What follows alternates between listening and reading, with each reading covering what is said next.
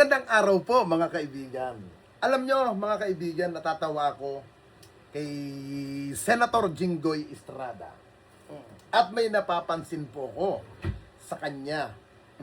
Alam mo, itong napapansin ko kay Senator Jinggoy Estrada, kakaiba. Ewan ko kung ganun din ba ang inyong pagkakapansin kay Senator Jinggoy Estrada. Gusto niyo pong malaman kung ano po ba itong sinasabi ko na aking napapansin dito sa ating senador na si Senator Jinggoy Estrada. Ano po ba yon? Ito po ang napapansin ko. Naalala ko nung una siyang makulong, kung hindi po ako nagkakamali, sa kasong pagtanggap ng pera o payola sa weteng. Masakit ang parte ng katawan niya na kailangan ma-hospital siya. Kailangan sumailalim siya sa operation. Siguro natatandaan niyo po yun. Hindi ko lang alam kung anong sakit yun.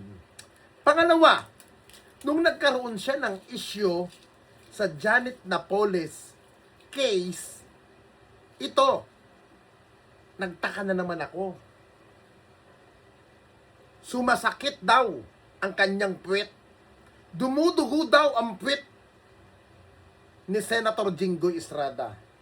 Alam nyo, bago ako magreaksyon sa isyong dumudugo ang puwet ni Jinggoy Estrada, ito pong nakaraan taon, itong last year lang, may nagsalita na dating artista daw ito na nasa Amerika.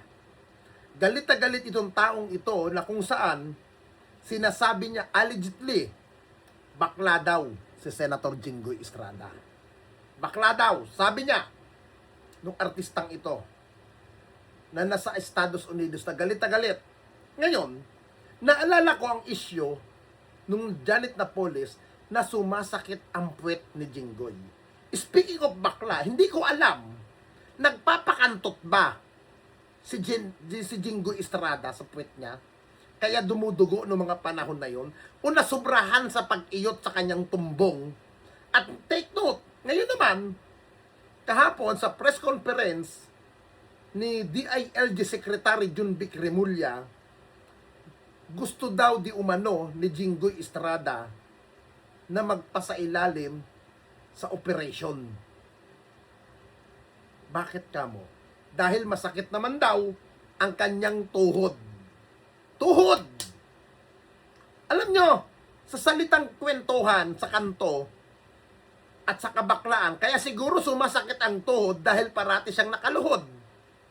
Baka parati siyang lumuluhod at kung ano ang sinusubo. Kaya ngayon gusto niya magpa-opera ng tuhod dahil sumasakit ang tuhod. I don't know kung seryoso yan. Pero ang nakakapagtaka po dito ay ganito.